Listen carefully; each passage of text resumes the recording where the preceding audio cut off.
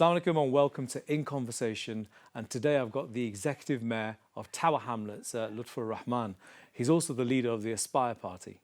Now, before we begin our conversation, let's take a moment to reflect on the journey of our esteemed guest today. Born in Sylhet, in what was then East Pakistan, Lutfur Rahman moved to the UK at a young age. He grew up right here in Tower Hamlets. He attended local schools, the Mana Primary in Bow, the Lauderdale Junior in Bethnal Green, and also Bow School, before going on to earn a law degree and qualifying as a solicitor in 1997. His political career began in 2002 when he was elected as a Labour councillor for the Spitalfields and Bungletown ward. He rose quickly, becoming leader of Tower Hamlets Council in 2008, and then in 2010 he became the borough's first directly elected mayor. Throughout his career, he's faced serious challenges, including a 5-year ban from public office following a court ruling on electoral misconduct. But Mayor Rahman returned to politics in 2022 with his newly formed Aspire Party, and he won back the mayoralty, securing a huge majority on the council to become mayor. And today he stands as the only executive mayor of Bangladeshi origin in the United Kingdom. He leads one of London's most diverse and dynamic boroughs, and Tower Hamlets is the UK's third largest borough by economic output, with an economy worth £40 billion. It's also a population nearing 350,000. And Mayor Rahman, today I'd like to welcome you to In Conversation at our channel. I really feel privileged to be sitting here and talking about somebody that I've admired at a distance, you know, with all the things that you've been through. Yet you seem so glowing today, and you always are in any media appearances that I see. What's your secret? Sure. Thank you. Assalamu alaikum rahmatullahi wa barakatuh to you and your audiences. Thank you for having me. I think it's your studio. It's fantastic. You know, it's the brilliant, it's very nicely laid out, and the lighting, I'm blessed with good lighting here, nothing else. I want to start off by asking you about your career. So you went to local schools in Tower Hamlets, and then you became a lawyer. Tell us about that period of your life. Sure. As you said, came to this country at an early age, in the early 70s. Of my mother. My father was already here during the 50s. Couldn't speak a word of English, nor could my mother. But alhamdulillah, my parents understood and respected the value of education. Primary, secondary school in Tower Hamlets. I was blessed at the fact that there were some good teachers who did take liking to some of us and helped us and guided us through. Okay. So when you're a teenager at that age, of course, it's quite easy to go down the wrong path. But guidance from family, from my older brother, and more importantly from the teachers and youth workers.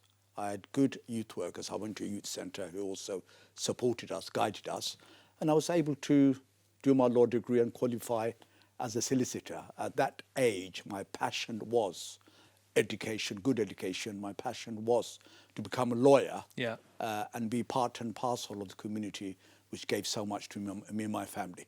Do you think becoming a solicitor, when you think about it now, after everything you've been through and everything that you've done and you are doing currently, do you think becoming a lawyer and a solicitor at that served you really well to be resilient in the way you've been? You are from a legal profession too. I am. One thing that installs in you is discipline, professionalism, and this calmness. Yeah. I believe, I'm not always calm, but I believe those values that was installed in me, the law installed in me, and the training of becoming a solicitor installed in me at a young age, absolutely helped me to face challenges later on in life, either in politics or in community. It's a noble profession. I'm very grateful that I was able to qualify as a solicitor and do a law degree. But yes, it gave me the attributes to move on in life in a respectful, professional manner. And so you then got interested in politics. Tell us about that. What got you? Why politics? I mean, you're a successful lawyer. You've obviously overcome a lot of challenges when you were young. Why did you want to make the move into politics? Sure. I mean, believe me, a lot of things in life you don't design. It happens. Yeah. And for us as Muslims, we believe in the Creator. We believe in the wishes and the design of the Almighty. And I believe in that very much, alhamdulillah. But Hamlets, like Newham, like Redbridge, any other inner city London, growing up in Hamlets in the late 70s, 80s, with some of the inequality and the social injustice issues that was prevalent at the time, and the racism and the prejudice that was prevalent at the time. Yeah. And the general inequality in services. That propelled many of us when we saw our older brothers, our fathers, struggling and facing some of the far right. Yes. Whether it's the National Front or the BNP.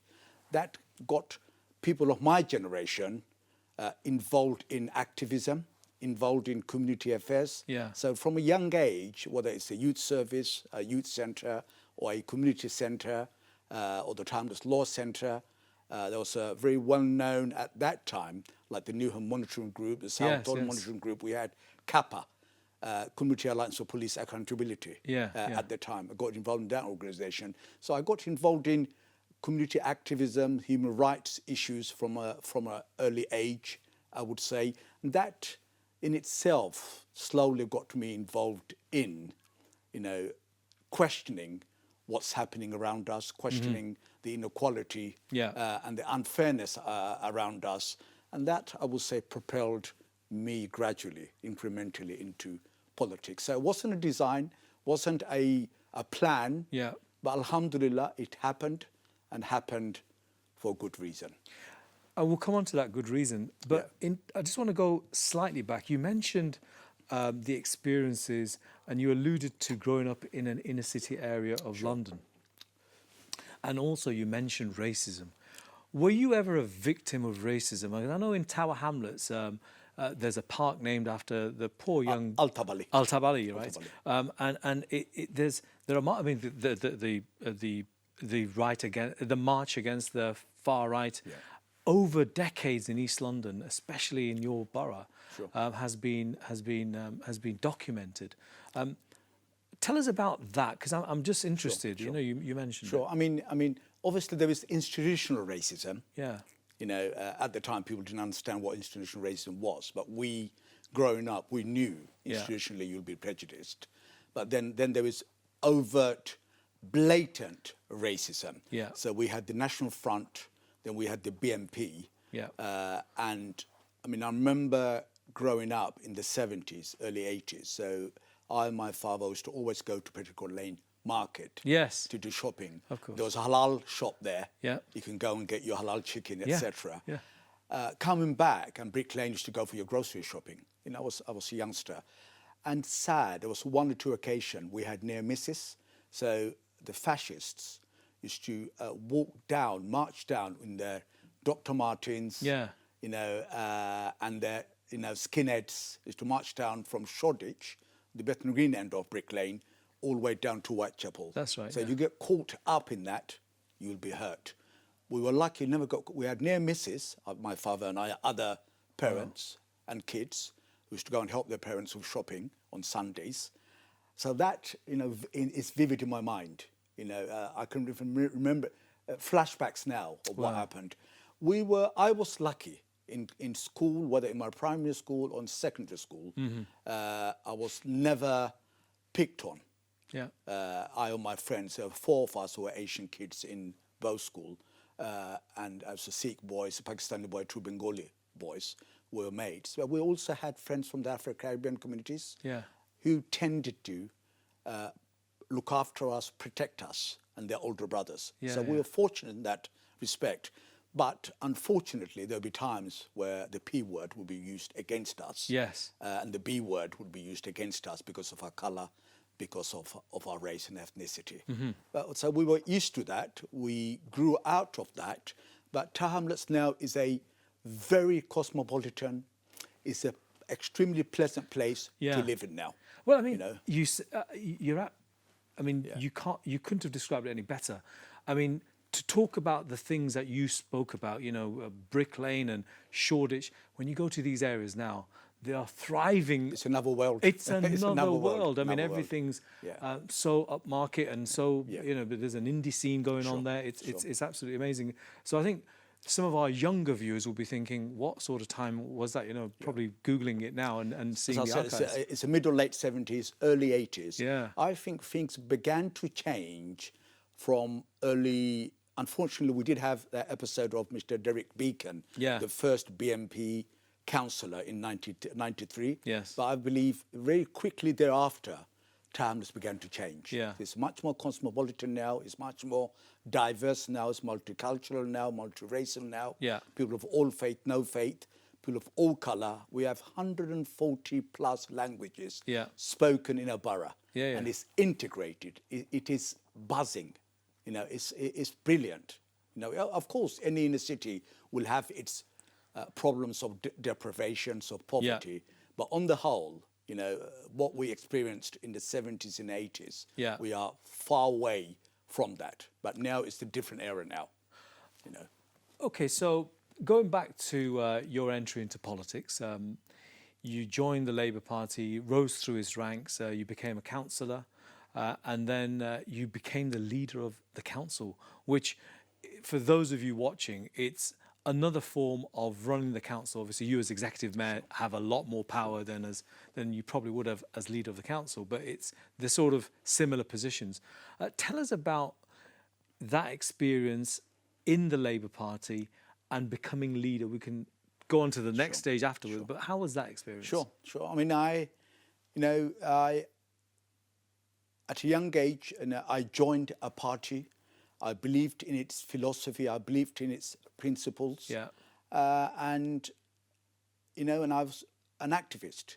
You know, I was active within the party. Yeah. And I became a councillor in 2002, and a cabinet member, rose through its rank. And I was grateful to my councillor colleagues. Yeah.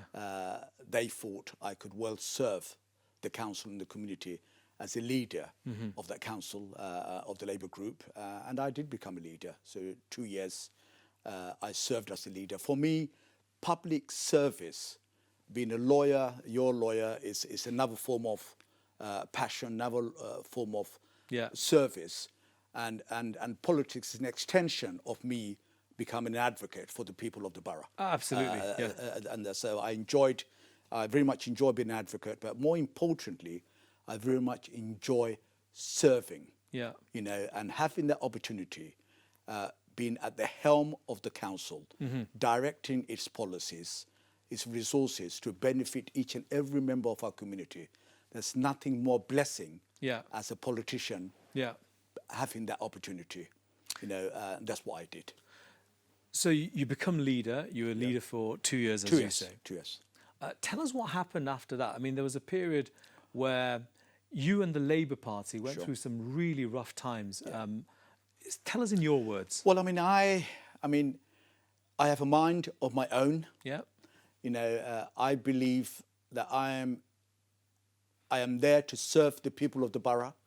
You know, yes, I will follow the guidelines. I will respect party principles. Yeah. But at the end of the day, you know, interference from outside, when you've been elected by your councillors, people who have a mandate been elected, that's the biggest respect that I want to. So it was interference. I felt that it was unfairly people from the Central Party were interfering in what I was trying to do. I was leading some of the most progressive policies at the time. Yes. In 2009, we were the only borough in London to deliver London living wage for our care workers, our council workers, and our contractors.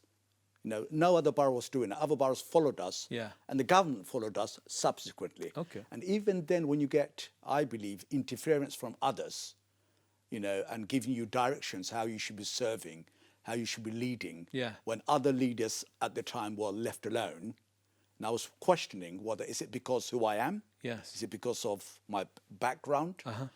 Then, you know, there was a call to introduce then Tony Blair at the time, when he was the Prime Minister, Yeah. introduced the executive mayoral model, the Yeah. Labour Prime Minister. And we thought, let's move away from this, this Leader model. leader model, Yeah. and let's go for a referendum. And let's ask the people of the borough whether they want to directly elect the leader, the executive mayor, who should be running their affairs. And just stop this. Yeah. This can happen anywhere across the country? Anywhere across the country. Okay. You have to do a referendum. If the majority of the people want a mayoral system, they've changed the rules now. Okay. I'll come back to that in a minute. But then you can do a referendum, and if the majority of the people agree, then obviously you can have the mayoral system. And that's when I started to fall out with the party. Okay. Because they came and said to me, we don't want a mayoral system in Tower Hamlets, or not now, because the general election was coming up in 2010. We didn't want nothing to interfere with the election or getting our candidates, MP candidates, elected in Tower Hamlets. Remember, we had George Galloway Yes. as the MP then. Yes, yes. And we want a clear run. And we don't want you or anyone else to interfere in that or obstruct that. And our view was, look, that's going to complement, it's going to mobilise the base, mobilise our support base, Yes. and it will help the party. Not in a way hinder the party, but more importantly, I think if the law exists, the people have a right to decide how they want the council to be run and who should run that council.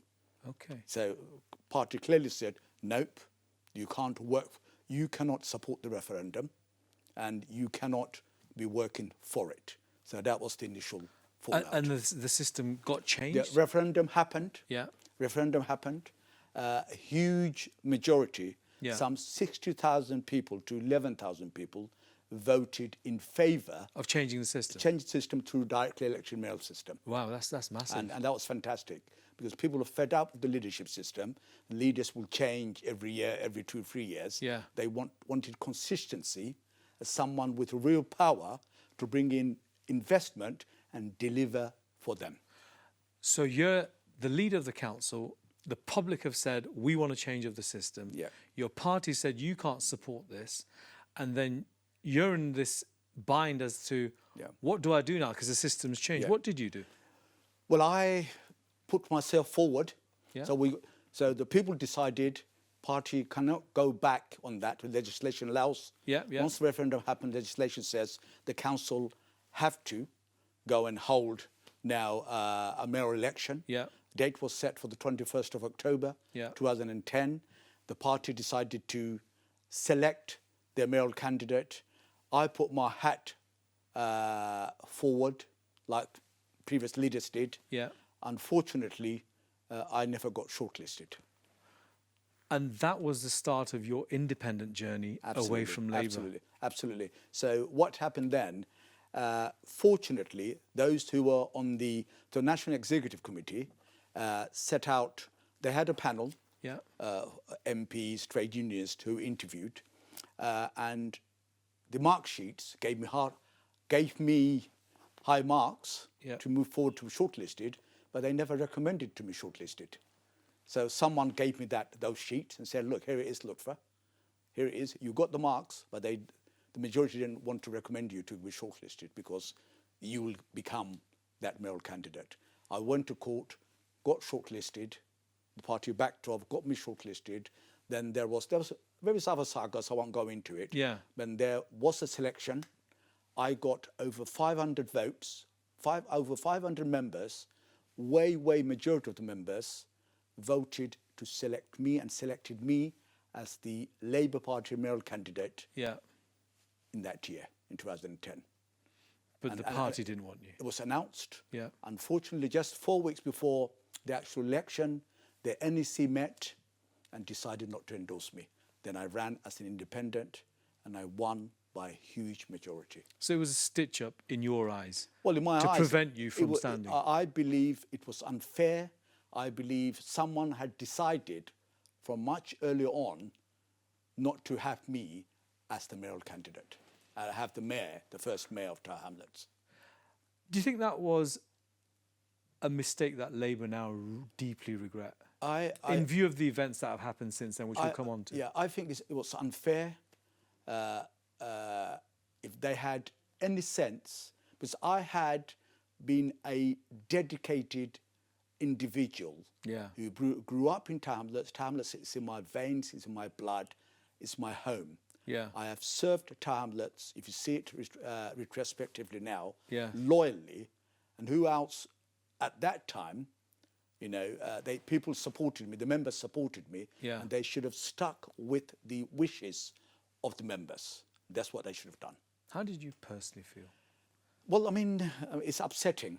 It's upsetting, but as you said before, being a lawyer, having support from my friends, the activists, my family, and the grace of God, it kept me stable, kept me, focused. Kept you sane. Kept me sane and kept me and propelled me to run as independent and win by a huge majority.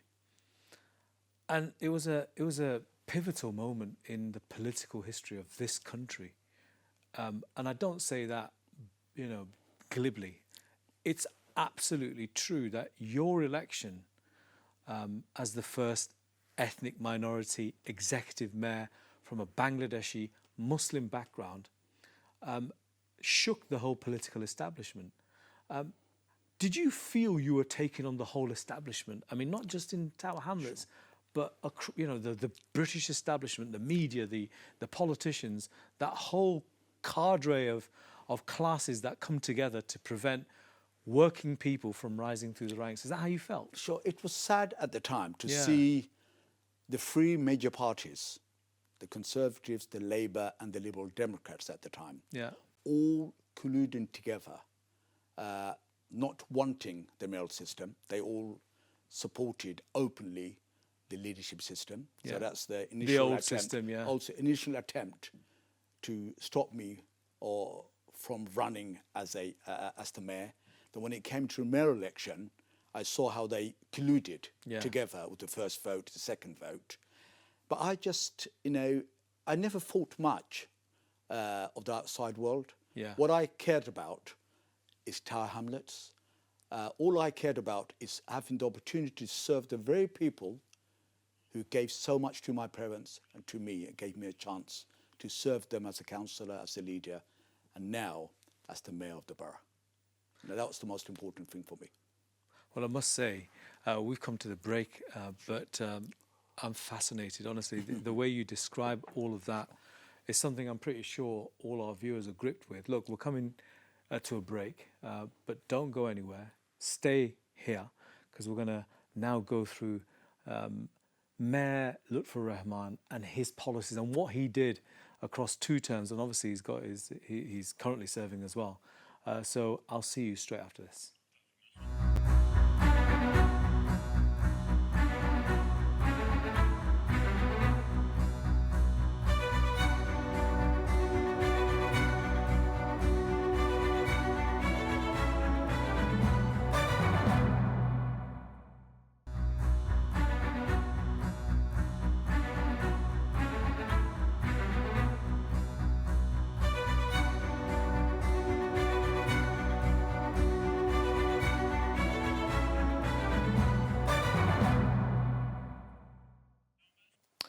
Welcome back, and I'm in conversation with Mayor Lutfur Rahman, the Executive Mayor of Tower Hamlets.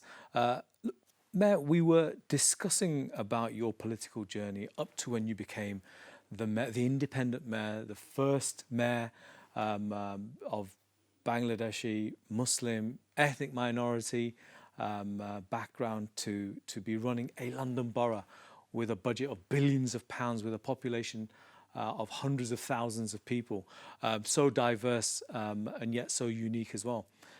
That first term, tell us about that first term. How difficult was it? What were the key milestones that you were so happy to achieve? Sure. Well, I mean, I was very happy to lead that borough. And having executive powers, that means you can cut through the red tape and concentrate on delivery. As a leader, unfortunately, got bogged down on the red tape, and you couldn't instruct or direct delivery or welcome inward investment. So being the face of the council, I was able to lead from the front. I very much enjoyed that. House building was a big priority for me. We have serious overcrowding in the borough. Yeah. In my first term, we had delivered over 5,300, 600 homes for rent. Yeah. There's a Tory government had a policy then, if you deliver homes, you get bonuses from the government. Yeah. We had received 93 billion, three years in a row, Yeah. we had received in total 93 million pound. Yeah. Million pound. And that was the highest new homes bonus in the country. Uh-huh.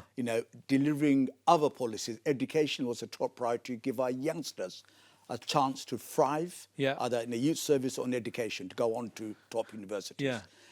So we were doing very well. Unfortunately, there were others who were cooking away against me. So your vendetta against you continued? Unfortunately, those who took a dislike to me, Yeah. put it politely, whether in central government, whether in the local, the party, the other party that you mentioned earlier on, Yeah. they were cooking away against me. And unfortunately, in 2015, I won fairly and squarely. I won my second term in 2014, June, by a good majority, a good number of councillors, 18 councillors. Unfortunately, the vendetta continued. Yes. And there was a case in the election tribunal, which to this date, to my last breath, I say was unfair. It was a stitch up. I could never accept. I had to leave office in 2015, in April. 7 years, I was out of office. How were those years? Tell me. I mean, how did you feel? Well, I mean, as I said, I'm very fortunate. I have good support base. I have fantastic children. Yes. My wife, my family, my father, my brother, my sisters, and my friends. I have a good support network who supported me through those dark years. And how dark did they go? Sorry to ask you this. It was very dark. It was very dark. But the blessing of Allah subhanahu wa ta'ala, I have strong faith in the Almighty. I have strong faith in Almighty. That got me through. So I was out of a job. My wife was out of a job. I lived off my family. You couldn't be a politician? I couldn't be a politician. So I was barred from holding office for 5 years. Nor could I get a job. Yes. Yeah, because people read what's in the media. Sure. There are some section of the media they were having a field day against me. They went after you? They went after me. They had a field day against me. And however, the blessings of the Creator and my family and my friends got me through the 7 years. Then in 2018, 2019, the bar was withdrawn. Yes. It fell away. 2021, when the other mainstream parties, they saw that there's a chance I could return, I could have a comeback. What they did, they wanted to change the system again to the leader system so they can stop you from being stop me from running as the mayor again in 2022. It went to a referendum again a huge majority, 60,000 plus people, and I led that campaign to keep the mayoral system. My view is, whether I'm the mayor or not, that's not the issue. The issue is the people of the borough should decide who runs the council, who delivers for them, who serves them. It's public service. If a party decides in a closed, smoke-filled room, they will decide who the leader is. 17, 18 votes. Councillors will decide who the leader is, and that person is the most powerful person in that council. Yeah. The referendum came through. We kept the mayoral system. Then in May 2022, I ran, and I was re-elected again, my third term as the mayor of Hamlets. And I'm truly blessed, and I'm grateful to the people of the borough. During those 7 years, did you ever think I'll return to be mayor of this borough? Did you ever think? Do you think it was possible? I was never. Of course, I was hurt. Yeah. Of course, they were dark times. I felt sorry for my immediate family. Of course. They went through a lot. My kids were very young, and my wife and my family went through a lot, and a lot of my friends, were inflicted a lot of pain because of me, because what they had done to me. But you know what? I always had belief in me. I had belief in my confidence.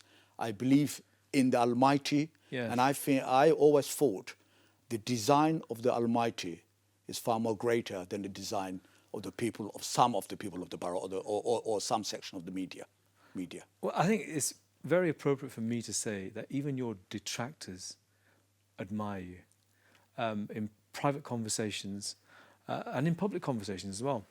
They really do admire you. But you've had a lot of supporters as well, not least from your constituents, your residents. Across the country. Across the country. And abroad. Yeah. Abroad. I'm grateful for those. So people like Ken Livingstone. Yes. Mr. Ken Livingstone. When he was the mayor of London, when he was running for the mayor of London, yes, he came out openly and supported me. Which was a difficult thing to do. For him, it was a Yes. huge sacrifice, okay? And I'm grateful to him. The others like him, and more importantly, ordinary folks and activists across the racial divide, across the country, and people from abroad also spoke to the relatives and say, look, support Lutfur. Support his aspiration. And I'm very grateful.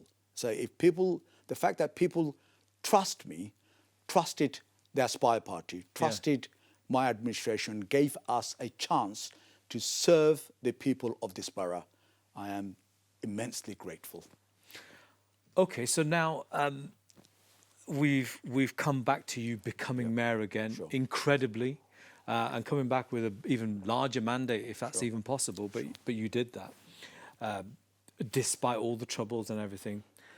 What about delivery? You mentioned delivery on a number of occasions. Sure. Tell us how you've delivered for the people of your borough. End of the day, you can get elected. Yes. But if you don't deliver and take up that opportunity, then you'll be booted out. Of course, yeah. So for me, delivery has been the primary objective, the public service. Yes. So delivering more homes, large family-sized homes has been one of my top priority. We made a pledge that we will deliver 1,000 homes for rent every year. We're well on course to deliver 4,000 homes by May next year. Yeah. Where we are a small borough, but we are one of the most economically active and most planning applications are put through our borough. Okay. So developers are very much interested.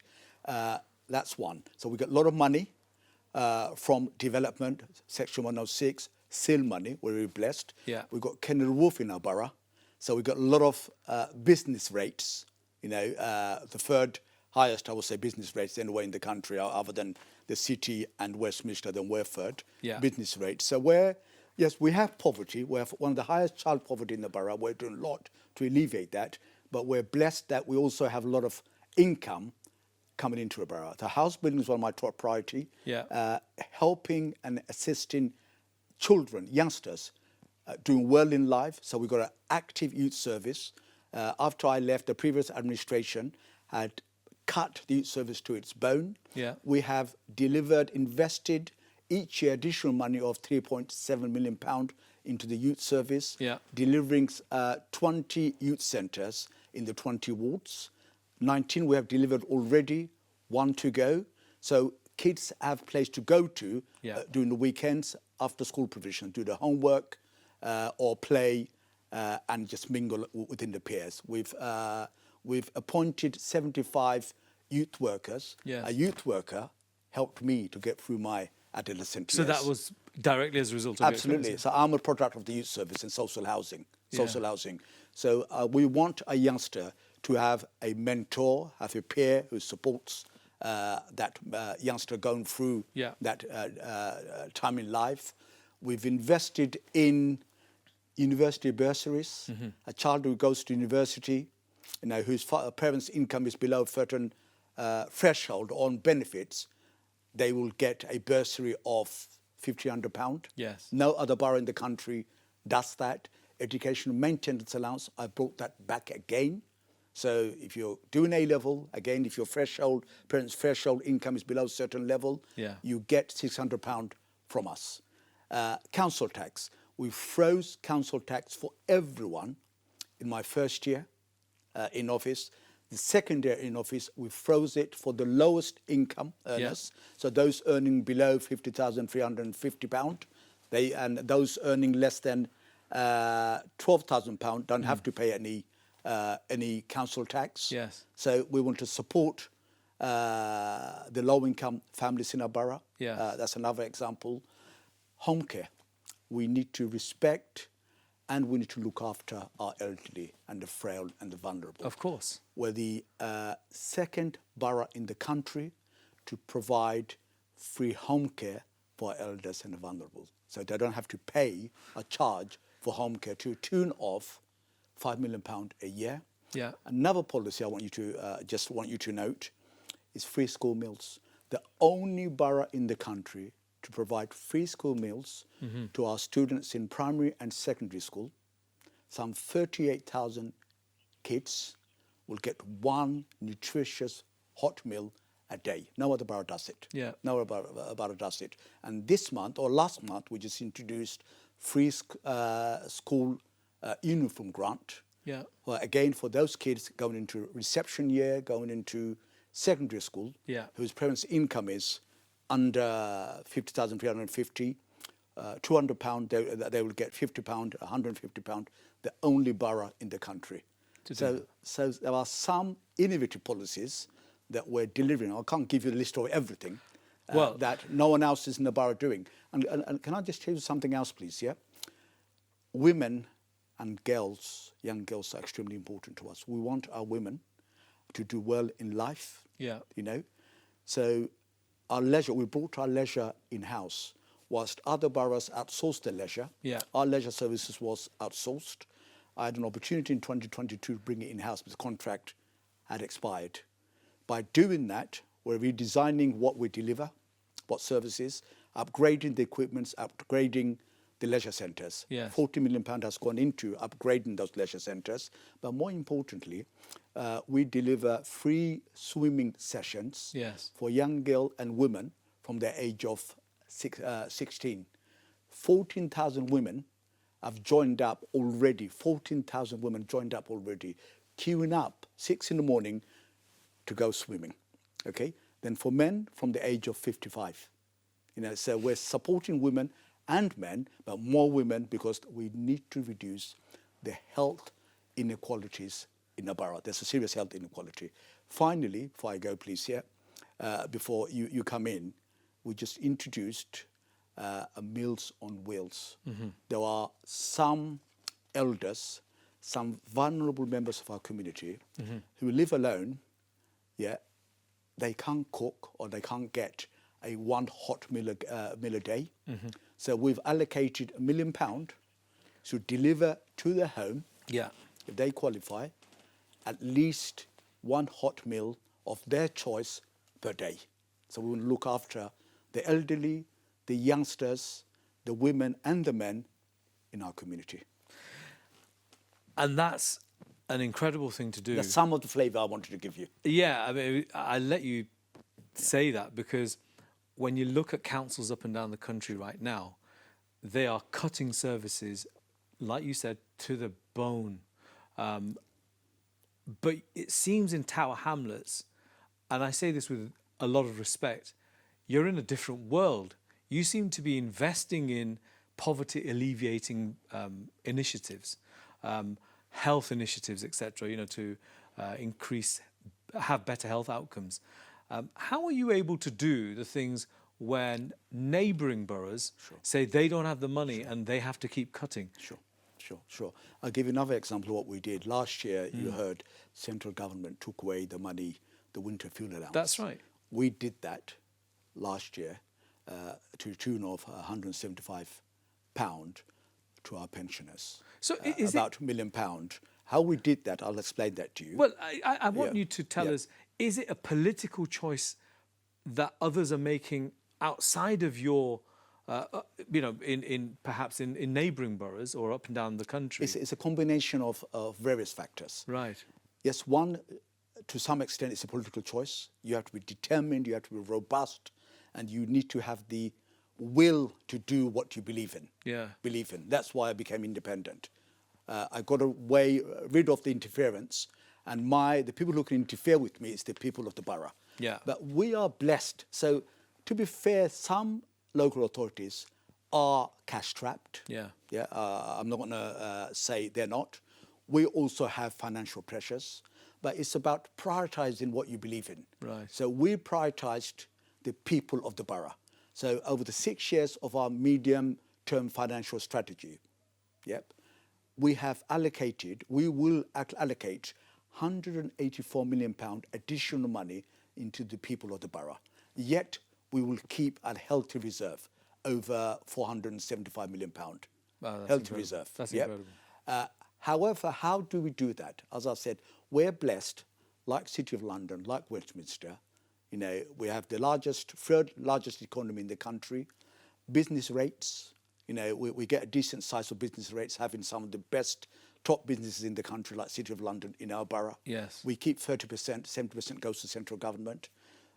We have a huge residential economy in the borough. Yes. So council tax, you know, we get a fair amount of council tax in the borough, yet our council tax is the 6th lowest in the country. And those in London, and those on low income are cushioned, are protected. I'm going to have to step in here. I feel like moving into Tower Hamlets. Sure. It's such a... You were there when you became a lawyer in your initial days. You were most welcome yes. to come to Tower Hamlets. So, and we got rental income. Yeah. We got rental income. We have assets we rent out. Okay. So council tax, business rate, our assets, and government grants. So we mustn't forget government grants. We get to tune of £1.2 billion from the government, like any other local authority. But using the money wisely, prioritising the money, and making sure you're an efficient council, making sure you're running it efficiently, and you're not wasting public money. That's what we do. Well, I mean, as I said, you know, I'm completely blown away, as you can see, about what you are doing as an administration. But I've got to touch on this. Your administration has faced scrutiny from central government, including, you know, various people criticising certain aspects, saying there was a perceived culture of patronage, or saying that it's male-orientated from a particular background, you know, Bangladeshi background.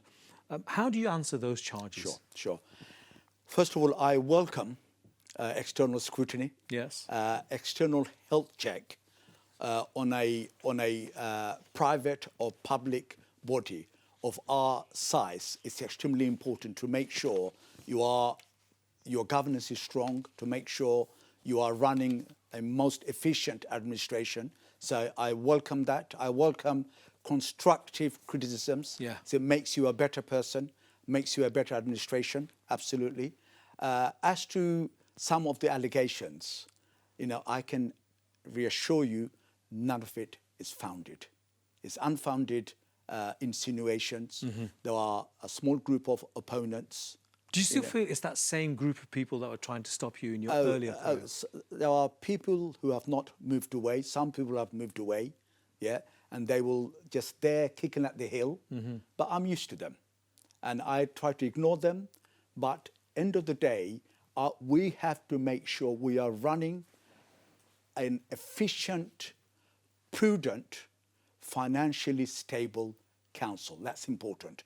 But I take every constructive criticism, you know, take it on board, and I do everything. I, my chief executive, and the members of the CMT, we have a good officer corps. We have a good monitoring officer.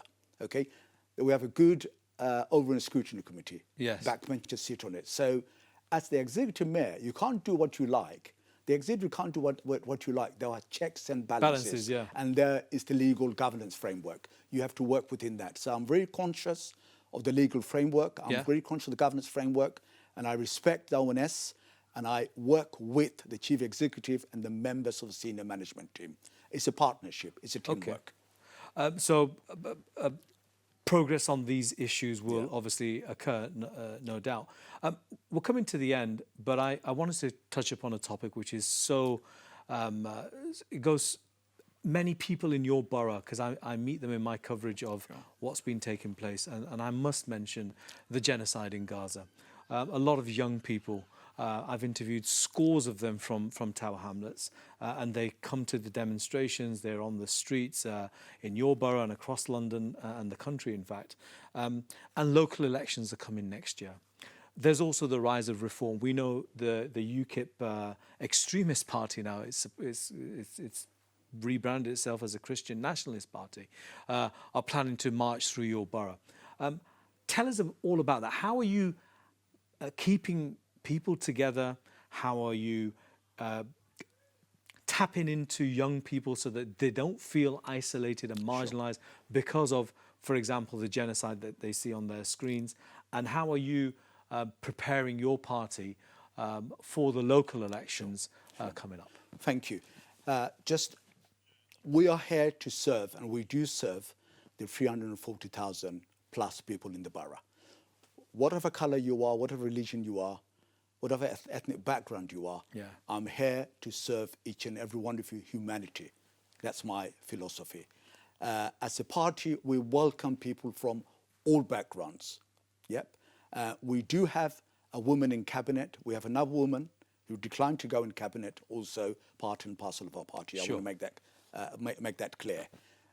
So we're inclusive. However, going forward, and the point you said about, so sadly, but what happened in Gaza, it breaks my heart.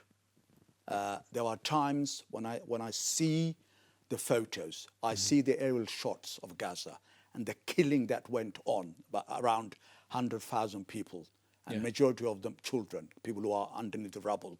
It breaks my heart. There were times when I literally cried, seeing the photo, seeing what's happened, the genocide, and for it to allowed to continue, it was a failure of all of us, failure of the West in particular. But young people are feel so distanced from the political decision makers. What are you doing to bring them together? Absolutely. We have a good relationship with the young people in the borough. Yeah. We have a good youth service. We have a good council that listens to youngsters. I have come around the table with stakeholders, with the youngsters, and I have said, I am with you. I want to see the genocide stop. I want to see now the ceasefire sustain itself and for Gaza and Palestine to be rebuilt. I want to see a Palestine where the Palestinians determine their future, rule their country, not be occupied by someone else. So that's very clear. However, in our borough, the youngsters are very politically active. They go to the marches. They opposed the war quite actively, and they have lobbied their MPs, on the doorsteps. And I said, that's the way to go forward. Be peaceful, be respectful, but yet be assertive. And we mustn't play politics with the lives of people. I am disappointed with the government and the previous governments and the governments of the Western world. They could have put an end to this war if they were fair, if they have intervened by sanctions, by boycotts much early on. So we want to see a peaceful world. We want to see a safe world for all of us going forward. And for me, talking about next election, we want to continue to serve the people of the borough. And my request to them, my plea to the people of our borough, Tower Hamlets, give me a chance to continue to serve you and give my councillors a chance to serve you, ladies and gentlemen. Well, thank you so much, Mayor Lutfur. I really appreciate you ending on that very optimistic note. That was fascinating. I really enjoyed it, and I'm pretty sure I'm going to be interviewing him again, hopefully very soon. Thank you for joining me.